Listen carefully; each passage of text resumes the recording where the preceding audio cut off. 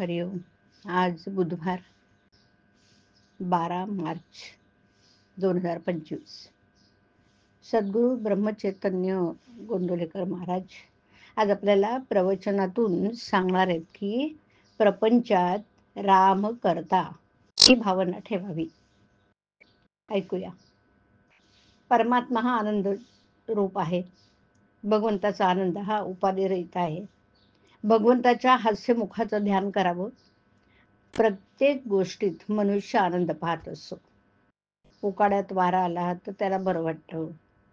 पाऊस आला की त्याला वाटतं आता गारवा येईल.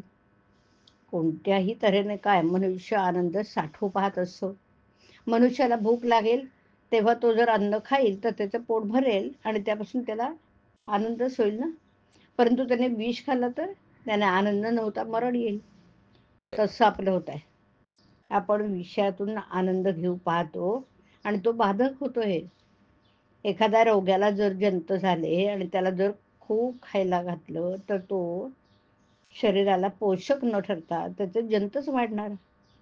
अगदी त्याचप्रमाणे आपण सत्कर्मे करायला पोटात विषयाचं प्रेम ठेवून ती केली तर त्यामुळे विषयात पोचले जाणार ना. त्यापासून समाधान लाभूच शकत नाही. मग याकरता कर्तव्य बुद्धीने कर्म करावं म्हणजे ते बाधक ठरत नाही. मनुष्य जन्मभर जो धंदा करतो ना त्याच्याशीच तो तद्रूप होऊन जातो. एखादा वकील घ्या, तो त्याच्या धंद्याशी इतका तद्रूप होतो की मरते वेळी सुद्धा तो वादच करीत जाईल. नोकरी करणारा नोकरीशी इतका तद्रूप होतो की स्वप्नात देखील तो स्वतःला नोकर समजूनच राहतो.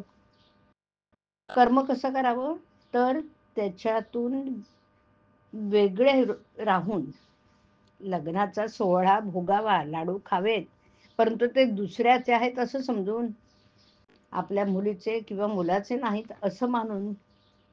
नाहीतर व्याह्यांची काळजी लागायची किंवा हुंडा मिळतो की नाही इकडे लक्ष लागायचं.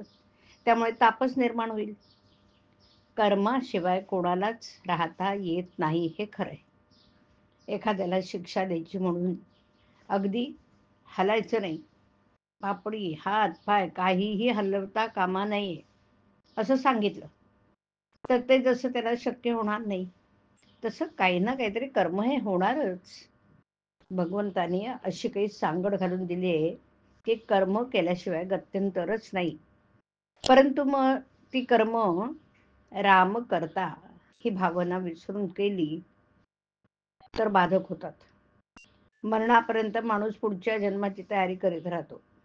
तेव्हा देहाने कर्म करता नाही, करता मी नव्हे हे जाणून कर्म करावं. आपल्याला कर्म केल्याशिवाय करमत नाही. पण आपण काय फळाची आशा उगीच करीत राहतो. आपण फळाची आशा सोडून कर्म करू लागलो की ते कर्म करीत असतानाच समाधान प्राप्त होणार. प्रपंचात सर्वांकरता सर्व करावं पण मनात मात्र मी रामाचा आहे ही अखंड आठवण ठेवावी. म्हणजे त्याच्या नामात राहावं. हरिओम. हरिओम तत्सत. हरिओम.